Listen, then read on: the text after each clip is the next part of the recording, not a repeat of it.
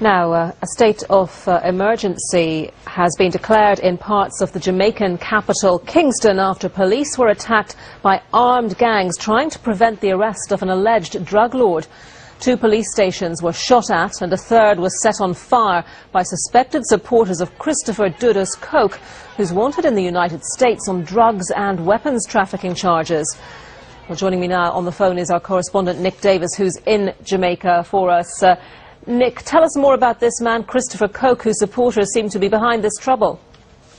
Well, it's claimed that he's an alleged drug lord, but for many people who live in his areas and the areas which he's said to control, he is a man who has filled in for the state. He provides them with money when they're out of work. He provides Christmas presents for their children. But because of that loyalty, they therefore see him as a major benefactor to their lives, and they will do anything to protect him. They call him the president.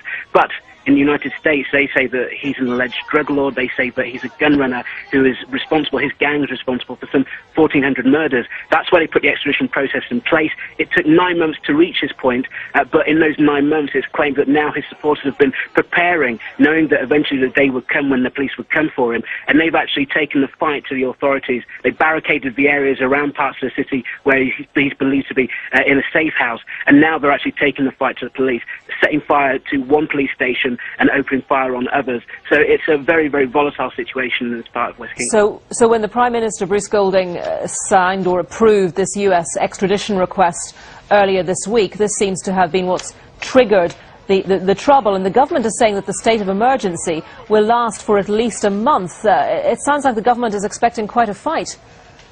I think more than anything else, they realise that if it's clear that people within the community are very loyal to Mr. Coke, to Christopher Coke, it's not going to be something which they can just go straight in and do. There are lots of men, women and innocent children who are there in the community. They're more than likely trying to wait it out. But what seems to have happened today is that that some criminals in these communities have decided that they wanted to try and sort of attack the police stations in advance to try and stop any possible operation coming out of these police stations which are within their areas, and that's where this violence has come from, and that's why, as much as anything else, the state of emergency has come in place, because they really do need, the government feel they need to clamp down on some of the civil rights of people for their security forces to be more effective.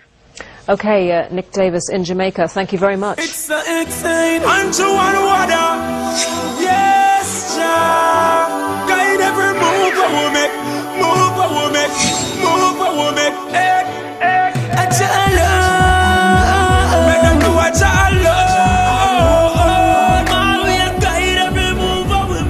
Yo, me out. Just go and hang on to your dreams.